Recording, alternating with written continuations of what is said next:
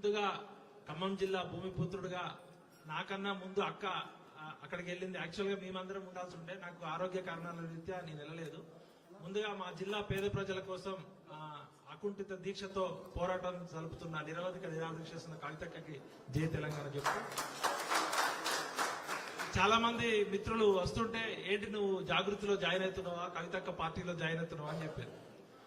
2001లో కేసీఆర్ అనే ఒక బక్కపల్చిన వ్యక్తి మా ఉస్మానియా విశ్వవిద్యాలయంలో పిలిపించినప్పుడు నా వయసు 22 సంవత్సరాలు. ఆ రోజు జై తెలంగాణ నినాదం ఎత్తుకున్నాం. కష్టాల్లో కేసీఆర్ ని ఆదుకున్నాం, నష్టాలు వచ్చినప్పుడు అదే కేసీఆర్ ని నిలదీసి ప్రశ్నించినాం. కవితక్క నాకు ఇప్పుడు కాదు, 20 ఏళ్ల క్రితమే పరిచయం.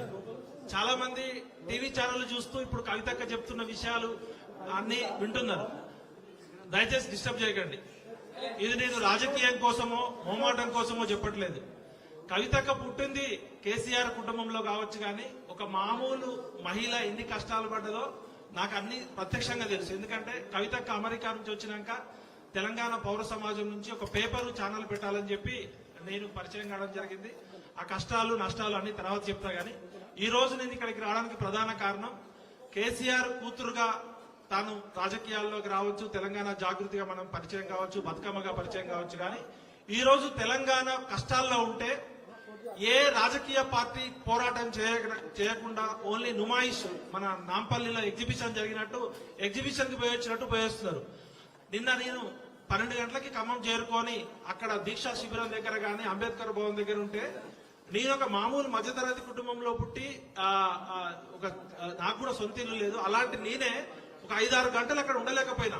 ఇంతింతలావు దద్దులు, విపరీతమైన మురుగు కంపు, అంటే అక్కడ కనీసం పీల్చడానికి కూడా అక్కడ గాలి కూడా సరైన లేదు. అలాంటి దగ్గర 24 అవర్స్ ఉండడమే కాకుండా అక్కడ బాధితులు మాట్లాడిన విషయాలు చూస్తే మనము స్వాతంత్ర భారతదేశంలో ఉన్నామా, గొర్రెలు బర్రెలు లాగా వాళ్ళని గొడ్ల కొట్టల్లో తొలినట్టు తోలేరు.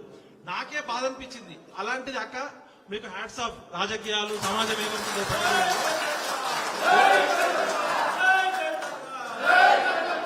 అయితే కొన్ని విషయాలు కులం మాట్లాడుకోవాల్సిన సందర్భం. కవితక్కతో నాకున్న పరిచయం ఒక సోదరిగా పరిచయము. కవితక్క మీద అందరూ అపోహలు చేసి ఆ లిక్కర్ స్కామ్ వచ్చినప్పుడు నేను కూడా మాయలో పడిపోయి నేను కూడా 4 రాళ్లు వేసిన వాడిని.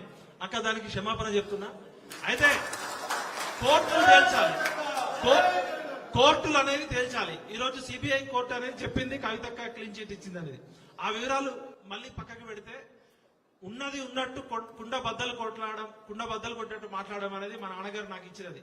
కేసీఆర్ మంచి చేసినప్పుడు నెత్తిన పెట్టుకొని తెలంగాణ జాతిపితలాగా చేసినాం. కేసీఆర్ నియంతృత్వ ధోరణితో అహంకారంతో ప్రశ్నించినప్పుడు కేసీఆర్ గద్దె దింపడానికి మొట్టమొదటి తిరుగుబాటు చేసిన వ్యక్తిని నేను. ఇవాళ కవితక్క కేసీఆర్ కూతురుగానే పరిచయం అయినప్పటికీ కూడా తెలంగాణ జాగృతిగా, తెలంగాణ బతుకమ్మగా, తెలంగాణ బొడ్డెమ్మగా ఎవరు అవునన్నా కాదన్నా తెలంగాణ బతుకమ్మని ప్రపంచ వ్యాప్తంగా పరిచయం చేసిన వ్యక్తి అవునా కాదు. అయితే కవిత గారు ఏమన్నా తప్పులు చేస్తే కోర్టులు నిర్ణయిస్తాయి. కానీ ఇవాళ ఆమె అన్ని పక్కకు పెట్టి అన్ని రాజకీయ పార్టీలని వినమ్రంగా మేము నమస్కరించి అడుగుతున్నా. ఇవాళ ఖమ్మం జిల్లా ప్రజలు దుఃఖంలో ఉన్నారు.